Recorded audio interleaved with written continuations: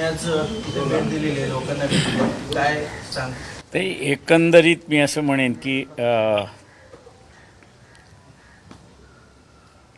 जुन्या ट्रस्टच्या ज्या जागा आहेत त्या ट्रस्टच्या जागा डिस्पोज ऑफ करण्याची एक नवीन प्रथा पडलेली आहे.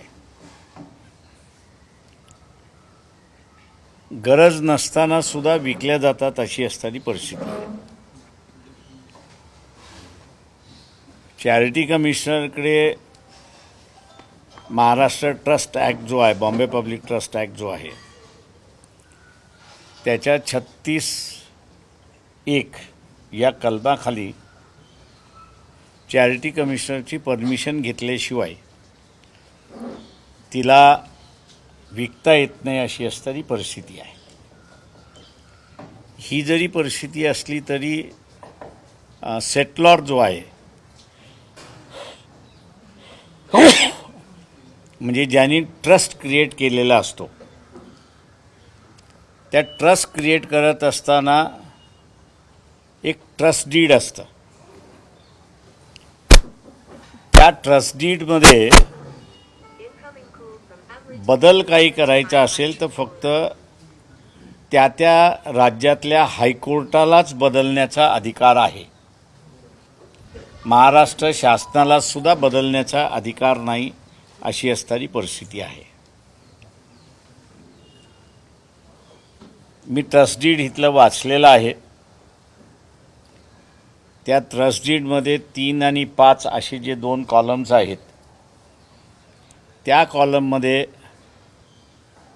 डेव्हलपमेंट करता येते, विकसित करता येतं, पण ज्याला डिस्पोजल आपण असं म्हणतो की तिथे विकण्याची परमिशन जी आहे ती विकण्याची परमिशन सेटलॉर जो आहे त्यांनी दिलेली नाही ट्रस्टीला.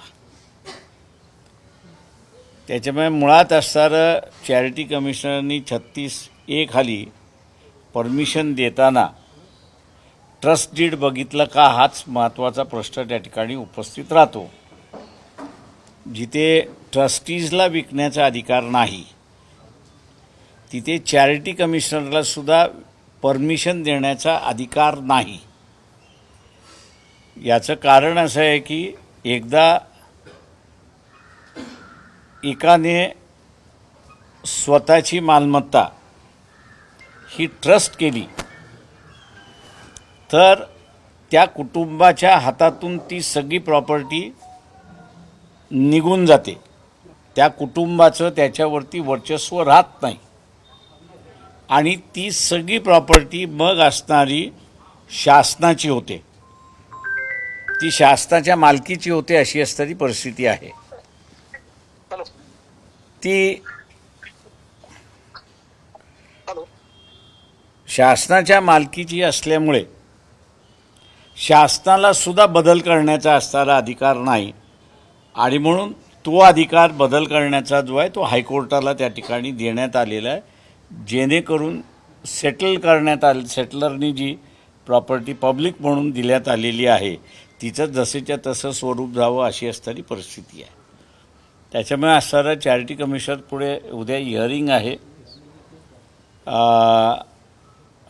ट्रस्टीज आहेत त्यांनी असणारं याचा विचार करावा किंवा वकील जे आहेत त्यांनी विचार करावा किंवा पाटील असणारं या ठिकाणी जे लढतात आहेत त्यांनी फक्त असणारं तेवढंच एक कलम चॅरिटी कमिशनरला दाखवून दिलं की ट्रस्टीला विकता येत नाही, त्याच्यामुळे चॅरिटी कमिशनर परमिशन देऊ शकत नाही, दिलेलं परमिशन आपण असणारं रद्द करा, तर ते परमिशन चॅरिटी कमिशनर रद्द करेल. का मग त्यांना माहिती आहे की हे मॅटर हायकोर्टामध्ये गेलं तर चॅरिटी कमिशनरवरती ताशारे कोर्ट ओढल्याशिवाय राहणार नाही अशी परिस्थिती आहे. आणि म्हणून ही ट्रस्टच्या जागा ह्या ट्रस्टकडेच असल्या पाहिजेत. अनयुटिलाइज असेल तर त्याचं युटिलायझेशन करण्यासाठी डेव्हलपमेंट हे मी समजू शकतो, पण त्याचं स्वरूपच बदलून टाकायचं हे जे आता बऱ्याच ठिकाणी चाललेलं आहे आणि विशेष करून ज्याला आपल्याला म्हणता येईल की ट्रस्ट हा जो आहे हा बऱ्याच लोकांनी केलेला आहे, चांगल्या हेतूने केलेला आहे, पण त्याचा आता दुरुपयोग होतो आहे अशी असणारी परिस्थिती आहे. ती थांबली पाहिजे आणि त्या दृष्टीने उद्या मला वाटतं चॅरिटी कमिशनर स्टे दिलेला जो आहे तो एक तर कन्फर्म तरी करतील किंवा सेल परमिशन जी दिलेली आहे 36(1) खाली ती रद्द करून जो काही व्यवहार झाला असेल आणि ट्रस्टीजनी टेबलाच्या वरनं टेबलाच्या खालून जे काही घेतलं असेल ते ज्यांच्याकडून घेतले त्यांना सर रिटर्न करायला सांगतील अशी अपेक्षा आपण सगळेजण बाळगूया. याच्यामध्ये दोषी कोणाला धरायचं? ट्रस्टी किंवा धर्मादा आयुक्त? मी असं म्हणेन धर्मादा आयुक्ताला ह्याच्यामध्ये अशी परवानगी दिली जाते म्हणजे धर्मादा आयुक्ताला ह्याच्यामध्ये दोषी धरलं पाहिजे. याचं कारण की ट्रस्टी हा काही मालक नाही, तर हा ट्रस्टी फक्त पूर्ण सगळ्या प्रॉपर्टीज चॅरिटी कमिशनर बघू शकत नाही, म्हणून चॅरिटी कमिशनरच्या वतीने कोणीतरी सांभाळलं पाहिजे आणि ती सांभाळण्याची असणारी कल्पना ही आपल्या इथली असणारी ही सिस्टम नाही, तर ही ब्रिटिश सिस्टम आहे. म्हणजे ट्रस्टीशिपची ही जी कल्पना आहे ही ब्रिटिशांची कल्पना आहे आणि म्हणून त्यांनी असणारं जो कोणी ट्रस्टी करतो तो सरकारला ती प्रॉपर्टी देऊन जातो. सरकारला बघता येणार नाही म्हणून चॅरिटीचं ऑफिस निर्माण करण्यात आलं आणि चॅरिटीलाही बघता येणार नाही म्हणून ज्यांनी सेटल केलेलं आहे त्याला माणसं कशी पाहिजेत त्याची एक नियमावली तयार करून ते नेमून त्यांच्यामार्फत ते ट्रस्ट चालवावं अशी असणारी अपेक्षा त्याच्यामध्ये आहे. त्याच्यामुळे ट्रस्टीजलासुद्धा कुठलीही प्रॉपर्टी विकता येत नाही जर ट्रस्ट डीडमध्ये नसेल तर. आता isakal.com आहे देशातील नंबर 1 ची मराठी न्यूज वेबसाईट. प्रत्येक अपडेटसाठी isakal.com ला नक्की भेट द्या. या सगळ्या प्रकरणामध्ये एका राजकीय नेत्यावरती आरोप करण्यात आले की जे केंद्रामध्ये राज्यमंत्री आहेत. राजू शेट्टींनी आरोप केला की सुरुवातीला त्यांचा सहभाग होता, मात्र त्यांनी इथे येऊन स्पष्टीकरण दिलं की याच्यामध्ये माझा सहभाग नाही. हे सगळे प्रकरण जे आहे ते रद्द करण्यात यावं. काल गोखले कन्स्ट्रक्शननं मेल केलेला आहे ट्रस्टींना की आम्ही आमचा व्यवहार रद्द करतोय. त्याला काही राजकीय वळण देण्याचा प्रयत्न झाला किंवा ते माझं म्हणणं असं आहे की त्यांना ज्यावेळेस लक्षात आलं असेल की शेवटी ट्रस्टीला विकण्याचाच अधिकार नाही, त्याच्यामुळे असणारा कोर्ट हे कॅन्सल केल्याशिवाय राहणार नाही, तेव्हा आपली बदनामी होण्याच्या अगोदर कायदा जो आहे तो ओळखावा आणि आपण बाहेर पडावा असंही होऊ शकतं. यामध्ये ज्या बँक लोन सँक्शन करत होते कार्बन बिल्डर होते आणि दुसरी एक बँक होती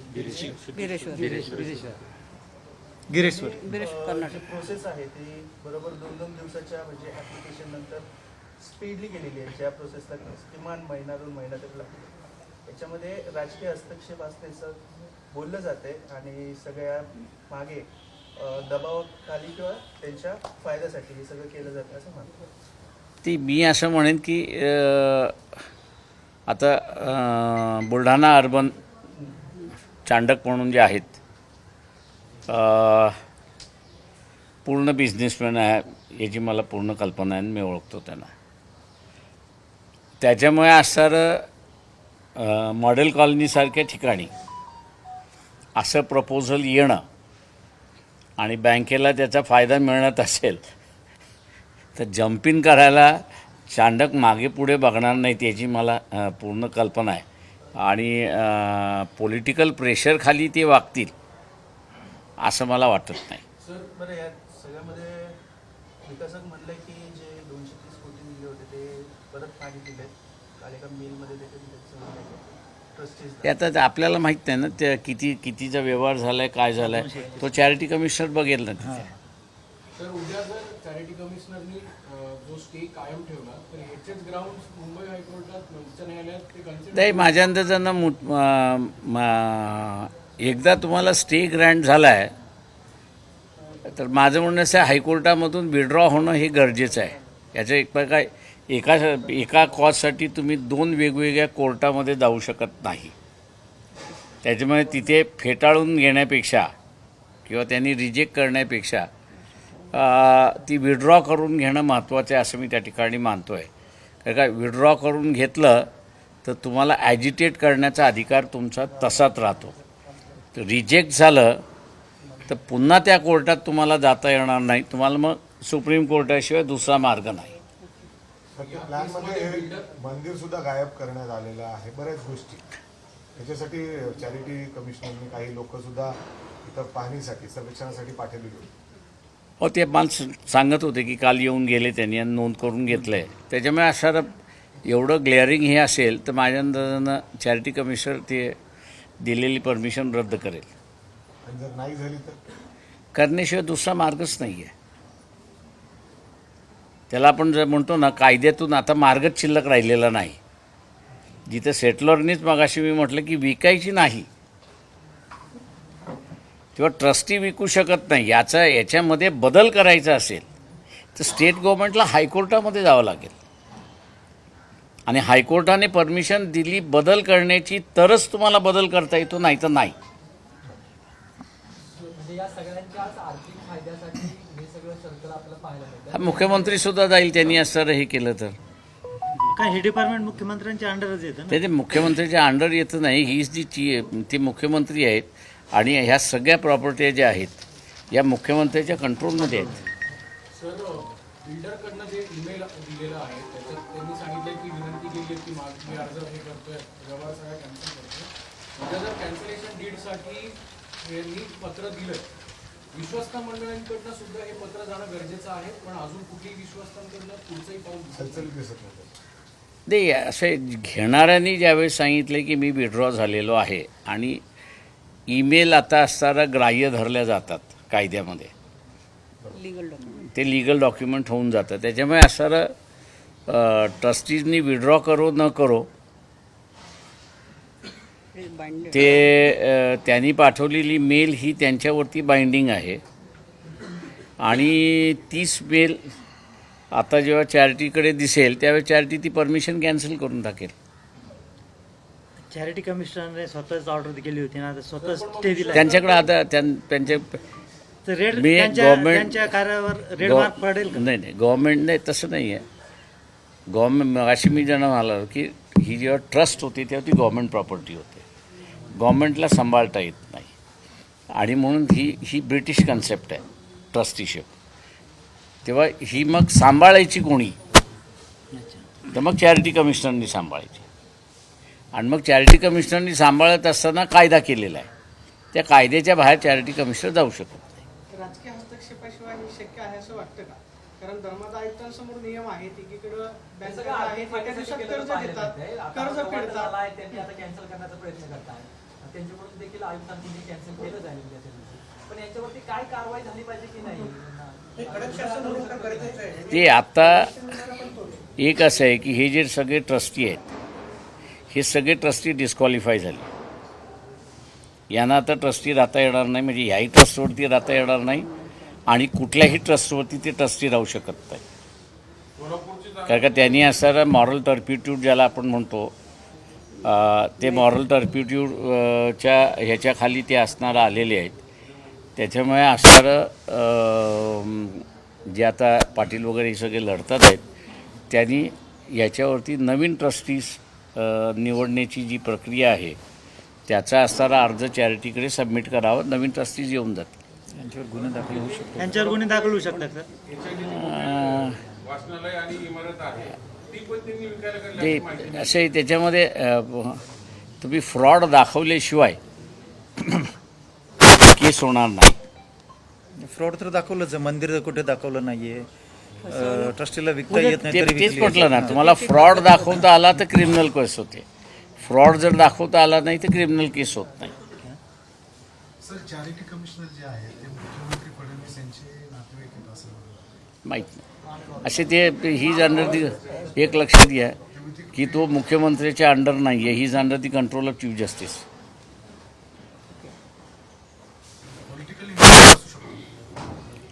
झाला तर हायकोर्ट तिथे बसलेलंच आहे ना.